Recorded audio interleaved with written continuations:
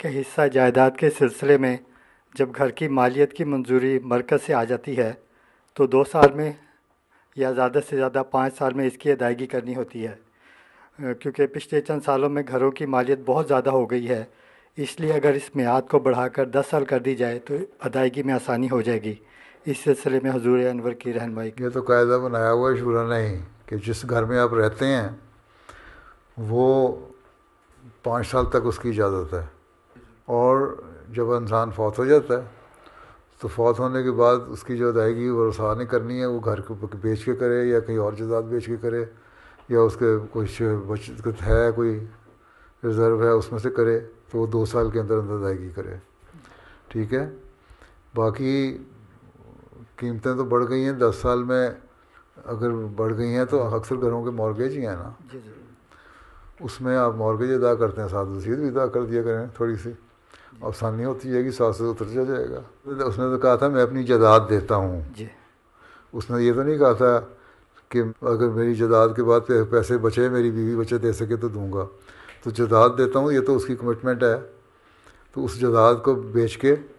اتنا حصہ دیتے ہیں۔ بینک کا اگر آپ لے رہے ہیں مورگیج اور وہ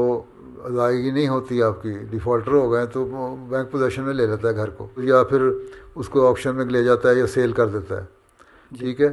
اب اس میں سے جتنا حصہ آپ ادا کر چکے ہیں اپنی مورگیج، وہ نکالنے کے بعد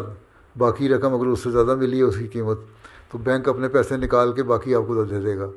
ٹھیک ہے نا۔ اور اگر نہیں بنی تو وہ جتنا حصہ وہ بینک ڈرافٹ بنا کے آپ کو اپنا حصہ بینک لے لے گا اور گھر آپ کے ہاتھ سے چلا جائے گا، ٹھیک ہے۔ تو اس لیے کہا جاتا ہے آسانی کی سہولت یہی ہے کہ جتنی آپ مورگیج دیتے جاتے ہیں اتنا حصہ آپ کی ملکیت آتا جاتا ہے۔ اگر اس کی امانتاً آپ رقم جمع کراتے جائیں، ان کو بتا دیں کہ یہ مورگیج میں دے رہا ہوں، یہ میری ملکیت ہے، اس کو شمار کرتے جاؤ، تو جو آپ 5 سال میں دیں، 10 سال میں دیں، آپ کی شمار ہو جائے گی۔ تشخیص شروع میں کرا لیں، اگر اس طرح آپ دے رہے ہیں تو جتنی مورگیج دیتے جائیں گے وہ اس کو 100 سال لمبا چلا جائے گا، وہ آپ کی شمار ہوتی جائے گی۔ آپ کاغذات میں نوٹ کرا دیں، یہ ہو سکتا ہے، اس پہ لکھ کے امیر صاحب سے کے ذریعے سے ایک تجویز بھجوا دیں۔ لیکن یہ کہنا کہ پوری ملکیت آپ کی ہے، آپ نے فری ہولڈ ہو گیا، مورگیج کلیئر ہو گئی، سب کچھ ہو گیا، پراپرٹی ہے وہ آپ کے پاس آ گئی، اس کے بعد آپ کہیں گے اب میں 10 سال میں اس کی ادائیگی کروں، تو اس کو اسیسمنٹ جب آپ کروا رہے ہیں تو اس کی قیمت یہ ہے۔ پھر 10 سال میں جب ادائیگی کر رہے ہیں تو 10 سال میں جو اس کی ویلیو بڑھ گئی ہے، پھر اس کو پھر 5 سال بعد ری اسیس کروائیں نا، ٹھیک ہے، پھر وصیت بھی بڑھائیں، پھر وہاں تو آپ آسانی لے رہے ہیں، پھر اس کو چندے میں بھی تو قربانی کریں نا آگے۔ سوال یہ ہے کہ 5 سال میں ایک ریزنیبل اضافہ ہوتا ہے قیمتوں میں، ٹھیک ہے، اس کو ہم کنسیڈر کر لیتے ہیں کہ ہاں جی 5 سال کی قیمت فکس ہے، اس میں تم چندہ ادا کر دو تو تمہاری ری ویلیو نہیں ہوگا۔ لیکن 5 سال کے بعد اب جب 6 سال یا 7ویں سال میں آپ جا کے کرتے ہیں تو وہ جو 4 ملین کی پراپرٹی ہے وہ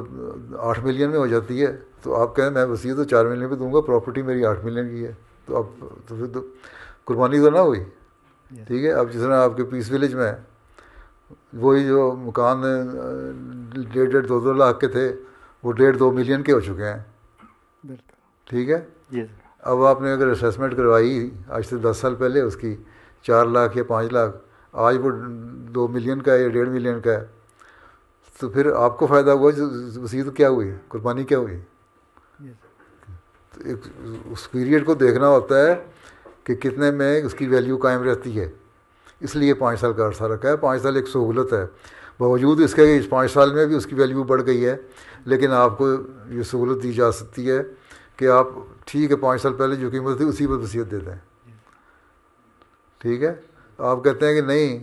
قیمت تو میری ہو جائے گی 2 ملین، لیکن وصیت میں دوں 4 لاکھ پہ، یہ تو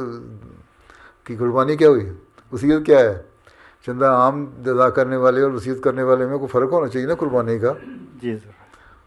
تو پھر اس کی زیادہ قربانی ہوئی ہے، چندہ عام ادا کر رہے ہیں، اپنی آمدن سے دے تو رہے، آپ تو دو لگا رہے ہیں۔